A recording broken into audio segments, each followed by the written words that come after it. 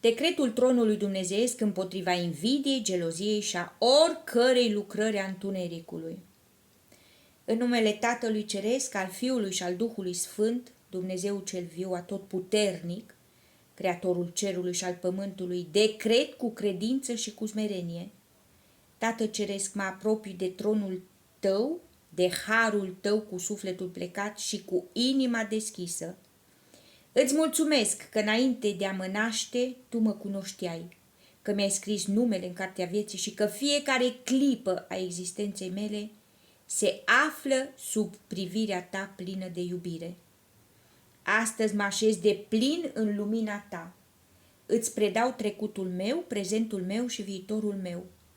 Îți predau sufletul, duhul și trupul meu. Îți predau ochii mei, mintea mea, cuvintele mele, pașii mei, lucrarea mea, casa mea, familia mea, animăluțele noastre și toate darurile pe care le-ai pus în viața mea.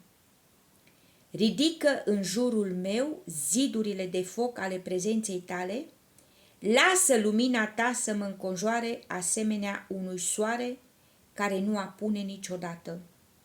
Fie ca fiecare înger trimis de Tine să păzească toate drumurile mele. Decret că niciun gând de invidie, nici o gelozie, nici o răutate, nici o bârfă, nici o judecată și nici o intenție potrivnică iubirii lui Dumnezeu nu poate răpi pacea, credința sau binecuvântările pe care Tu mi le-ai dăruit. Dacă există cuvinte nerostite împotriva mea,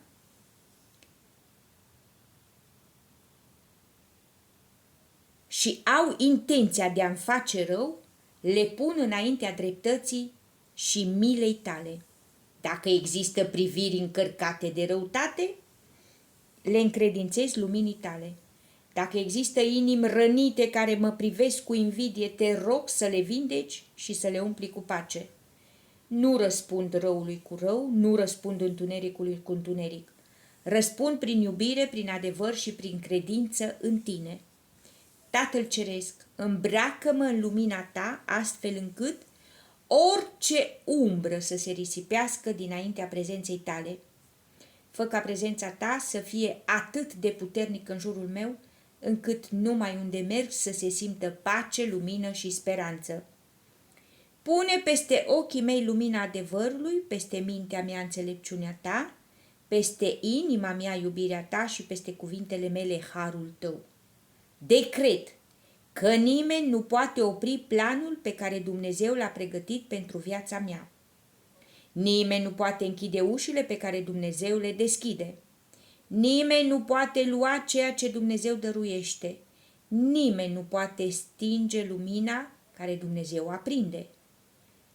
Astăzi rup orice frică de privirea oamenilor, rup orice nevoie de aprobare a oamenilor, aleg să caut doar aprobarea Tatălui Ceresc.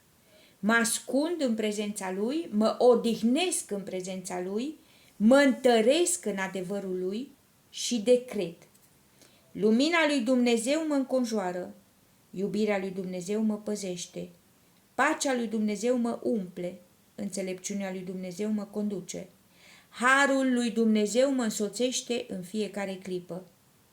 Fie ca fiecare binecuvântare pregătită de Tatăl Ceresc pentru mine să rodească la vremea potrivită. Fie ca fiecare pas al meu să fie călăuzit de Duhul Sfânt. Fie ca viața mea să aducă slavă numai lui Dumnezeu. Iar dacă vreodată în inima mea ar încerca să pătrundă invidia, mândria, comparația sau judecata, Te rog, Tatăl Ceresc, curăță-mă pe loc și umple-mă din nou cu iubirea Ta, pentru ca lumina să biruiască întotdeauna.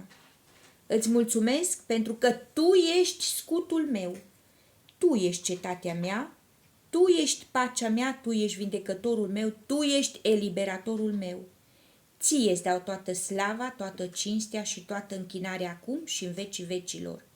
În numele Domnului nostru Iisus Hristos, prin puterea Duhului Sfânt și spre slava Tatălui Ceresc, acest decret este încredințat iubirii și voii Tale. Mulțumesc, mulțumesc și mulțumesc!